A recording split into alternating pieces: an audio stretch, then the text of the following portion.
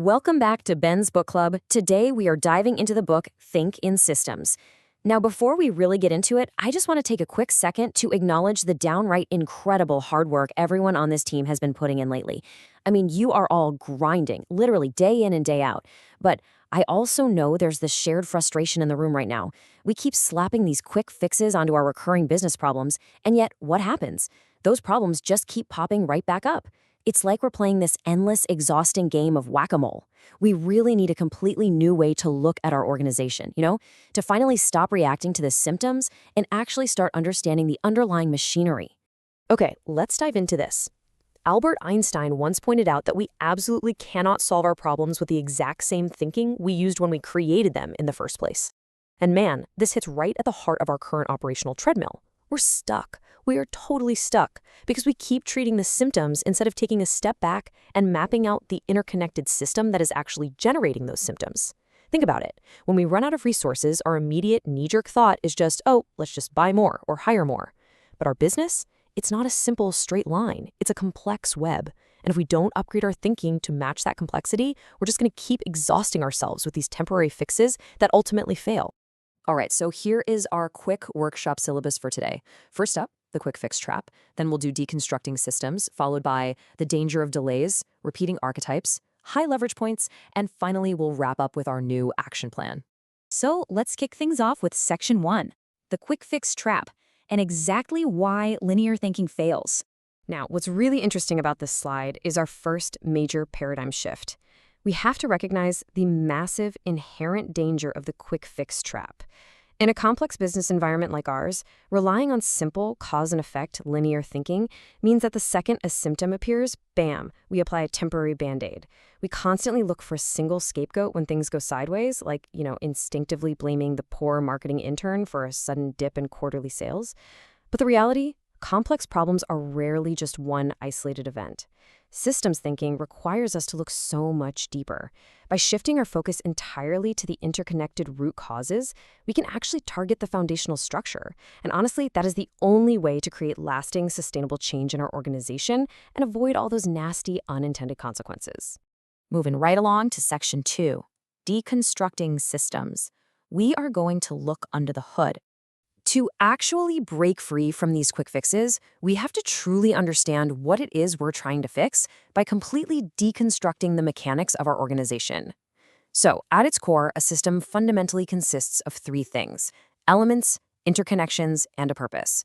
Now, here is the absolutely massive takeaway for our team today.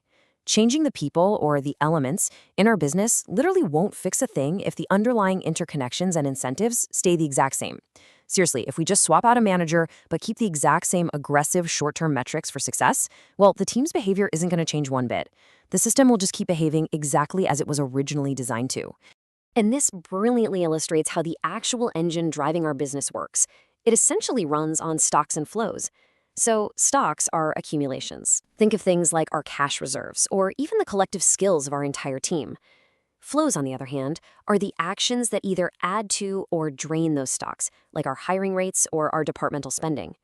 Stocks take a lot of time to slowly build up, but man, they can drain shockingly fast if we mismanage the flows. And right beneath all of that, we have feedback loops. Reinforcing loops create this massive snowball effect where, success brings in more clients, which funds better service, which then brings in even more clients. Balancing loops, though, stabilize us. It's like when our team's workload naturally self-corrects after a super busy holiday season. If we don't understand exactly which loop is driving our current situation, we're essentially flying blind. All right, on to Section 3, the danger of delays. This is the silent strategy killer. Okay, now we arrive at the primary trap our team falls into time and time again: delays. Look, in complex systems, our actions almost never yield instant results, and that lag time is incredibly dangerous if we aren't actively expecting it. Let me walk you through a classic self-inflicted wound we've all seen. So, week 1, we see a massive spike in demand. What do? We completely panic and immediately hire a surge of new staff. But wait, then comes week 4, the delay. It takes weeks to actually onboard and properly train these new employees, right? They aren't productive immediately. By the time we finally hit week 8, the market demand has naturally shifted right back down. And now, because we completely ignored the delay between our action and the result, we're suddenly overstaffed, our payroll is totally bloated, and we are bleeding cash. We way overcorrected simply because we didn't account for the lag. Which brings us to Section 4, repeating archetypes, those all too familiar business traps.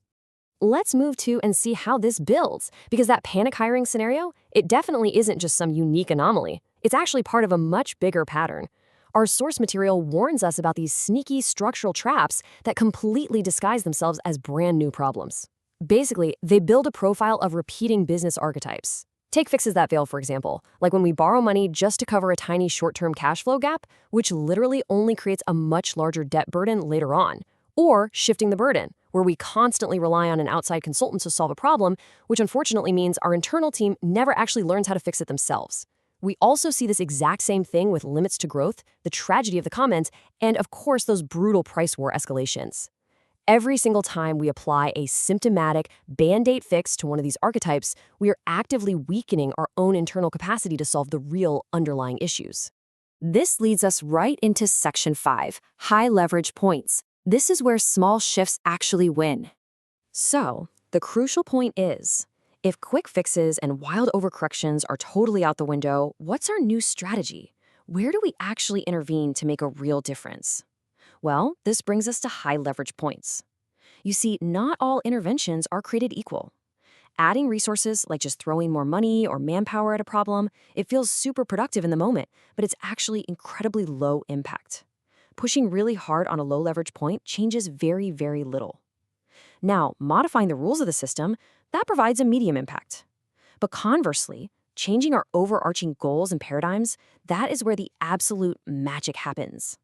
Shifting the underlying purpose of our system requires a lot less brute force, but it creates a massive, lasting impact across the entire organization. Finally, Section 6, our new action plan. Standardizing our strategy moving forward. So we now have this great new vocabulary and a totally new lens to view our organization through. It's finally time to translate all of this into a standard operating procedure.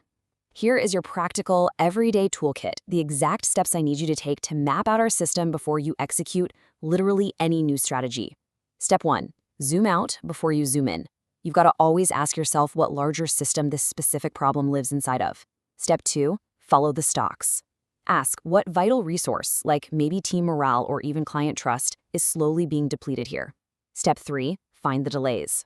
Where's the lag between your action and the result currently fooling you? And step 4, question the goal. Is our current workflow actually optimizing for what we think it's optimizing for? Seriously, guys, do not act until you have run your proposed strategy through these 4 exact steps. I want to conclude our workshop today by really challenging you with this provocative thought. I genuinely want every single person on this team to look at our current operations through this brand new lens. Think about the headaches we face every single quarter. What problem keeps coming back over and over because we keep treating the symptom instead of the system? Find it, map it out, and let's actually solve it for good at this time. Subscribe so you don't miss an episode.